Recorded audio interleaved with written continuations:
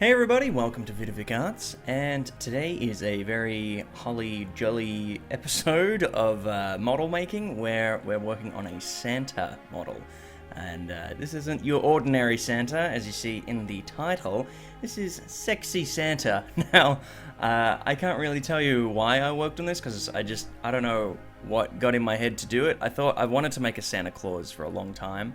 And there's a lot of like typical Santa Clauses out there, which is, you know, the big fat dude with the big belly who's carrying gifts. And I wanted to be a little different, and I thought, you know what, this one's for the ladies. That, you know, percentage that very high percentage of viewers out there who are women, they'll love this one.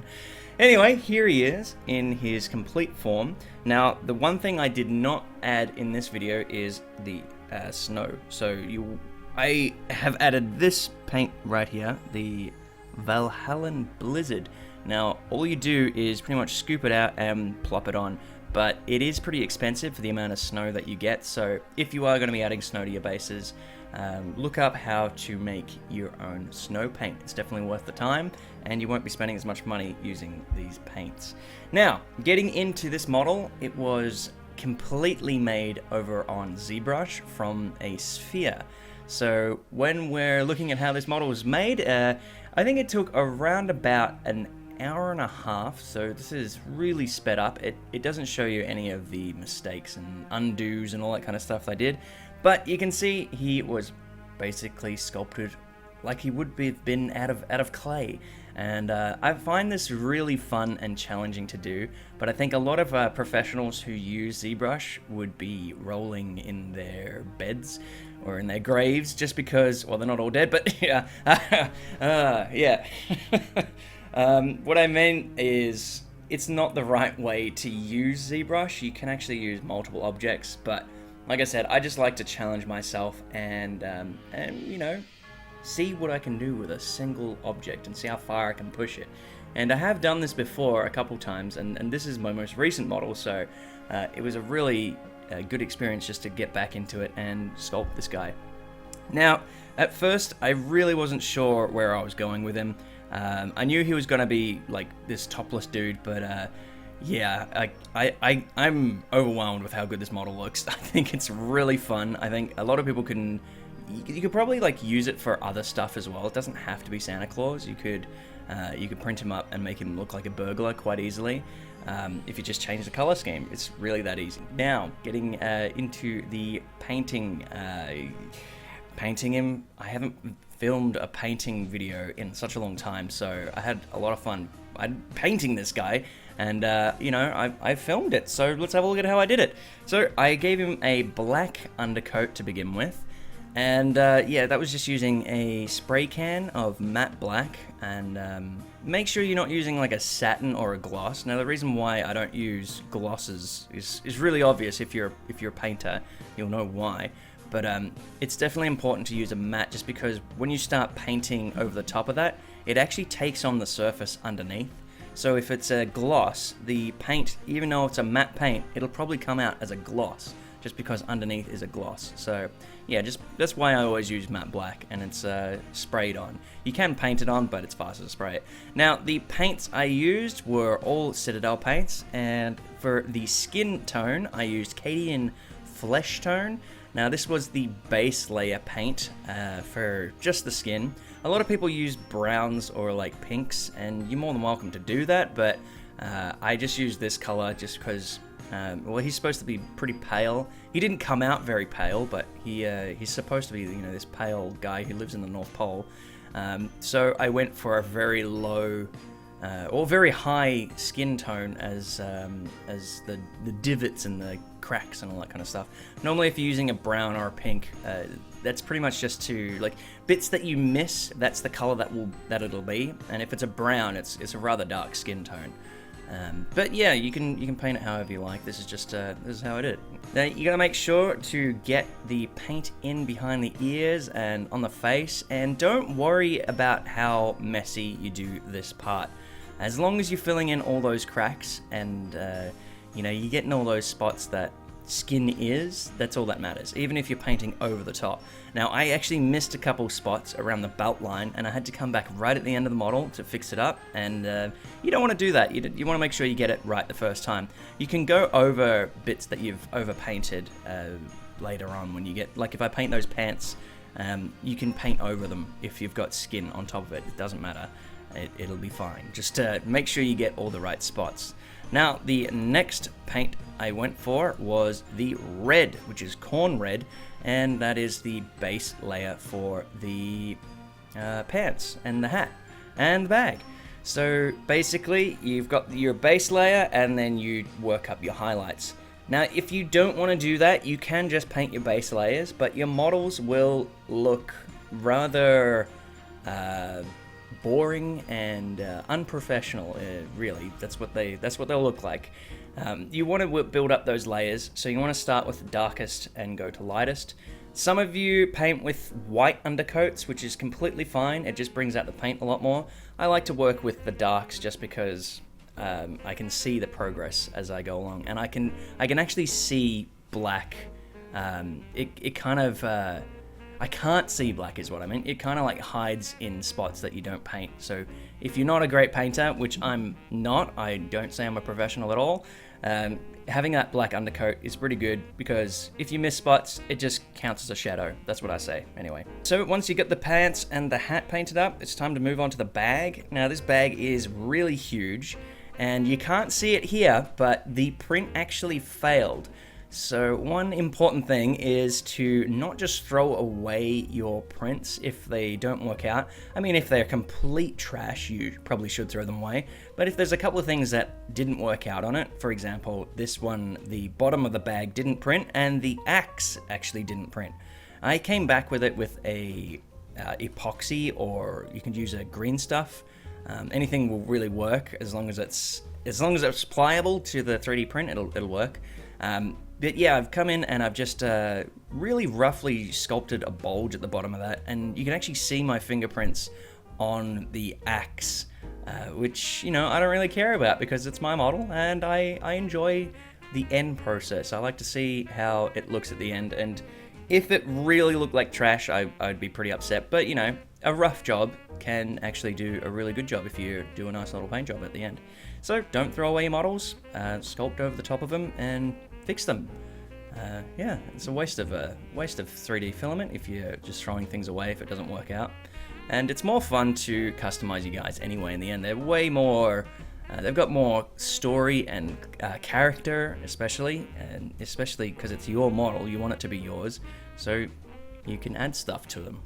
So moving on from the corn red, I have gone into the beard, which is the Administratum Gray.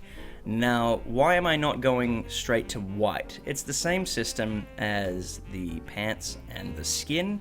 I'm going from the darkest to the lightest with my layers.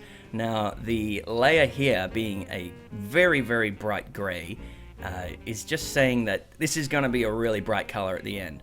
And I did end up going with the white. I came back with it, but that gray was bits that I'm gonna, you know, deliberately miss, and that's gonna be the darkest color of the beard. So yeah, you could just leave it gray, or you could paint it white if you want. You can do whatever you want. It's your model. Just as long as you are happy with the end result, I think is the most important part. But this is just how I painted the beard. Now, along with the beard, I also painted the brims of the hat and the shoes, and also the little ball at the back. And I also kind of like overpainted there. I screwed it up, and I ended up painting the bag as well.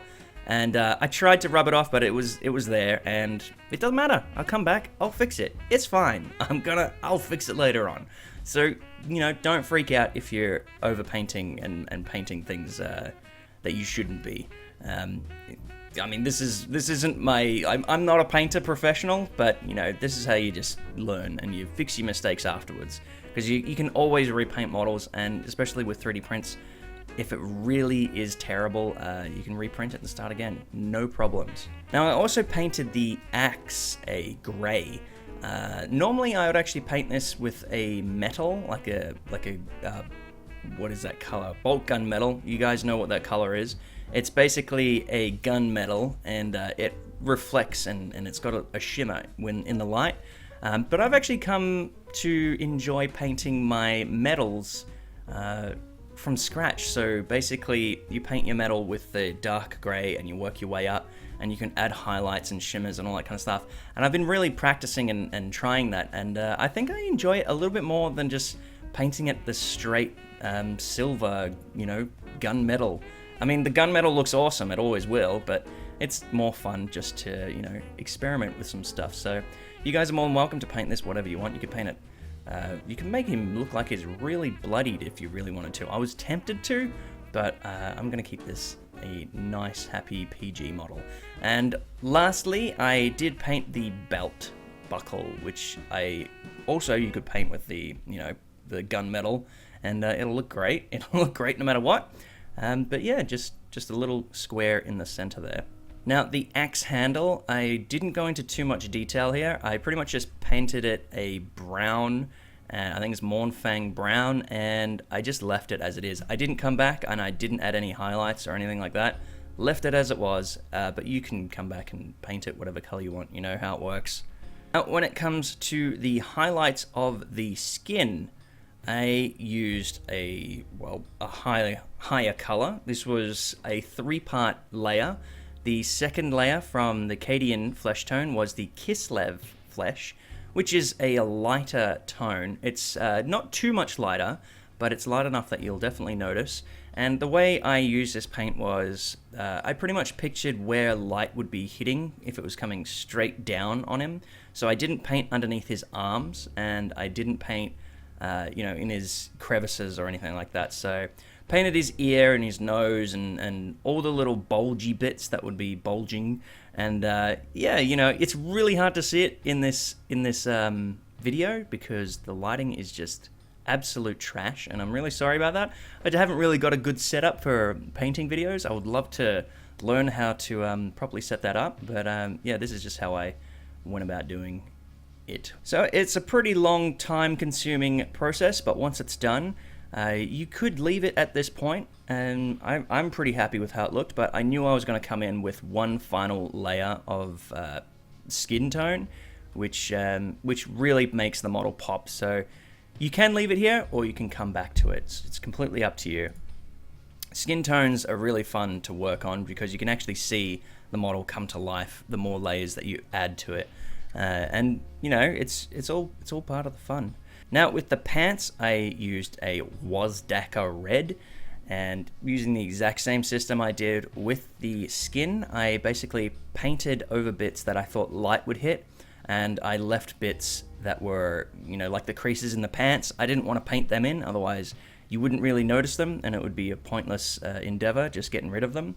So I left underneath his pants very dark, underneath the bag very dark. In the crevices of everything, I just left that dark original red. And you can see straight here the difference of color tone. And there's one thing to always take into consideration when you're painting your models. The first layer, when you put that wet paint onto the model, it's going to be a lot brighter than it is when it dries. So that's always something to take into consideration. But it's not too much brighter. So yeah, it looks very bright right here, but it ends up not being that much brighter than that dark red, which is nice. So you can really see how that bag has just been kind of hobbled together now once you're really looking at it, but I like it. I'm happy with it. It makes it much more, unique. But make sure when you print this, make sure you've got the supports nice and set up. Otherwise, you're going to have the same problem I did. So with the final highlights on the skin, I'm using a flayed one flesh. Now this is very, very light skin. Pretty much the next color up from this is basically white. And you definitely do not want to be painting your models with this as your undercoat, because you'll be painting skeletons and zombies pretty much. This is a very, very, you can overdo it very quickly, so make sure you don't do that. Pretty much just painted all the highest points, like the knuckles, the highest point of where the skin would be lit, and the most bulgest points, like the nose tip and the abs and you know, the knuckles and the fingertips, and yeah, all those kind of points. Not going overboard with this, making sure that it's nice and, you know, just dabbing it all over the place. And I'm really happy with the end result with this one. Now we're coming to the end of the paint scheme. We're pretty much a white scar. So this is the white paint that goes on the beard, and I actually put it into the axe and you know, the boots and the belt and everything that I painted grey originally. Now this paint is definitely a killer. If you mispaint this, the model can be really screwed up because you know, it's the brightest color there is possible. So doing the exact same thing, paint the highlights of the beard and everything that you want highlighted. Make sure, you know, you're not overdoing it. That's all that matters. Now, one thing I also added in was his eyeballs. Now, I did that with the white scar, and it was a pain in the neck, but learning to do eyeballs is a very, very important thing. Make sure that you practice. Even if it looks like trash, the more you do it, the better you get. Now, with the white on the axe, I did a bit of a gradient from the gray to the white tip, and it's always good to touch the model if you have to. If you got to use your fingers as part of finger painting, it works rather well for gradients. Doesn't work very well in bits that have dips and crevices and stuff, but it works really well on something like this axe. So into the eyeball, I have grabbed my finest brush, which I've recently got, and yeah, just look where the eye is and just do a little dot and go across the side. I'm not really sure how to explain that. Don't do just a dot because it'll look horrible. Try to find the model's actual eyeballs. People who model their models, if you're printing 3D printed models and if you're modeling them, make sure you make really pronounced eyeballs because when it comes time to painting, if it's realistic, the eyes will be basically impossible to paint because they'll be too small. So yeah, keep that in mind. Some models, they haven't really thought too much about the eyes and how they're going to be painted, so yeah. Now I also went in with that fine brush, just touching up details that I couldn't really get with a thicker brush, and it wasn't too much to add, but it was just right at the top of that hat. I wanted to have a thin line going all the way around. Now, it was at this point that I realized that there were quite a few bits on the model that I wasn't happy with. Basically, the bits that were black, so you can see at the bottom of the hat there's a black line that runs around, and I really wasn't happy with that, and I knew I had to come back and fix it. Otherwise, I'd probably just whinge about it afterwards, which I'm doing now anyway. But yeah, I came back with the skin tone and just touched it up to make sure that it looks nice. Now, when I grabbed the skin tone, I also noticed the bit around the belt. So there's a black layer around the belt, and I also just completely forgot that I modeled it so the pants came up over the belt. So I knew I'd have to come back and add some red there as well. But this is all part of the painting process. You know, you're not really done. Even when it looks nice and done, you're not done. You have to come back and fix things up. Now, before I did that, I did paint the eyeballs, which was literally a dot. So just a dot. And you got to decide how and where he's looking, because this is really important when it comes to painting eyes. Believe it or not, that eyeball, that's where he's looking. So if you screw it up, he'll look very derpy, but you know, I have done this a few times now, so I think I pulled it off. I wanted him looking a little to the left, so he's kind of looking over his shoulder a little bit, and I think he looks pretty cool. Now that's it. You could go crazy and add in, like, you know, the shine and shimmer to his eyes. I've seen people do that. You could even add the color of the eye, so if you wanted it to be a blue iris, you could add the blue first and then come in with a black on top, which is a lot harder. I'm pretty happy with just the black dot eyeballs, but yeah, if you're a real stickler for details, get in there and have some fun. So this is me coming with the skin, and I decided the bits next to the mouth, I decided, you know what, I'm not gonna have that just be all pure beard. I don't think Some people do have just pure bead there, but I think you're seeing that lip kind of makes him look a little bit more realistic. And I came in and I touched up the bits under the hat and around the belt. Really simple, really easy.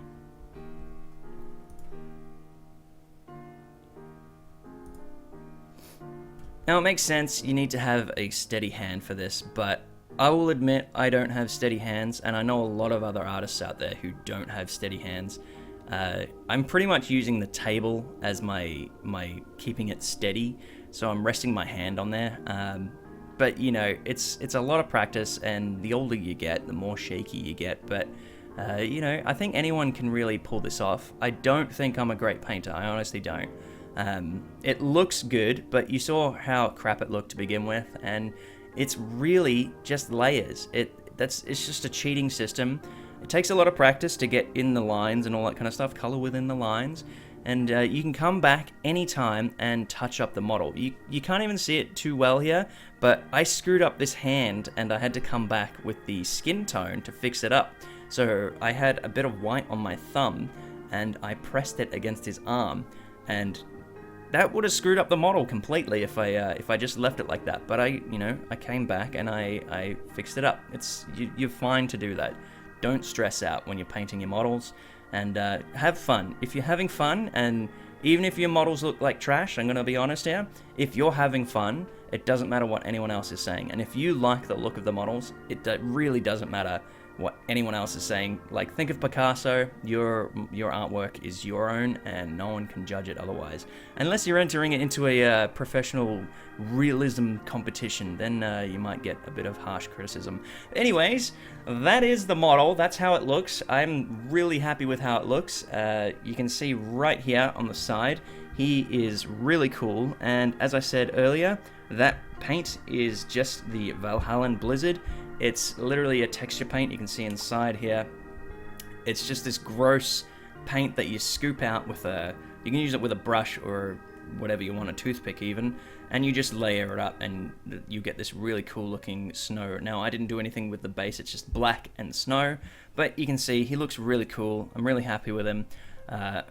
He's also got little nipples that you could paint. I forgot to mention that. He's got little nipples, just for you to enjoy.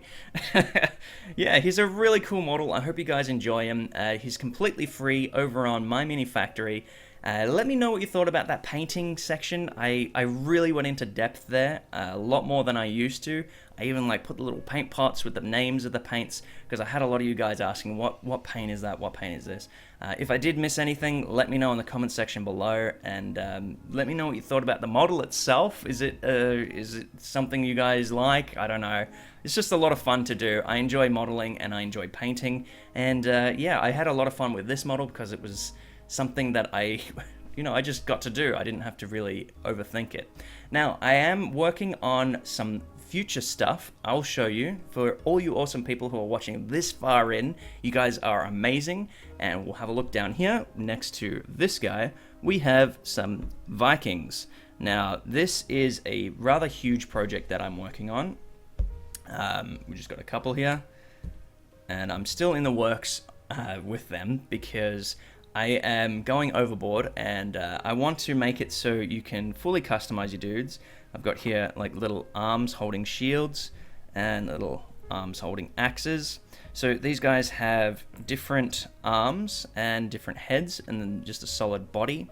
But I want to be able to have it so you can customize them completely. So I'm working on multiple arms and multiple weapons and multiple head types and multiple body types.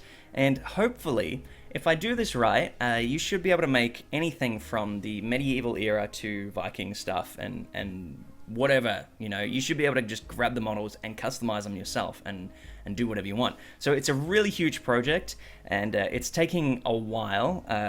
As you can see, I haven't even painted these guys. These are just prototypes, and I really want to get this one nice and neat for you guys, and they should be completely free when they're done. If not, there'll be some on my Patreon and some on My Mini Factory, but most of them will be free for you guys to use. Now, when I'm talking about Patreon, you guys are super supportive over there. If you are watching this and you're not a member over there, you're more than welcome to head over and check it out. There's a whole bunch of exclusive models that I release every so often. It's a monthly payment, and yeah, you guys are supporting this happening right now because I'm working on these guys, and if I didn't have you guys supporting me, I don't think I'd be able to do it. I honestly don't. I'd have to make some garbage and just keep releasing stuff weekly, but you guys are awesome, and this Santa isn't garbage, just so you know. Yeah. I really enjoyed making him, and he was a good little project, and I can't wait to see what you guys make of him. So that's the end of this video. Thank you so much for watching this far in, and all of you who are supporting me over on Patreon. I can't thank you more. You know who you are, and yeah, thank you. Merry Christmas, and I'll try and get another model in before Christmas, but no promises because these guys are taking up quite a bit of time. I just want to make sure that they are very, very good. Yeah, I've been wanting to work on these guys for a while, so it's good to be able to work on them now. Thank you very much, and as always, catch you in the next one. That's not what I say. And always, stay awesome. See you guys.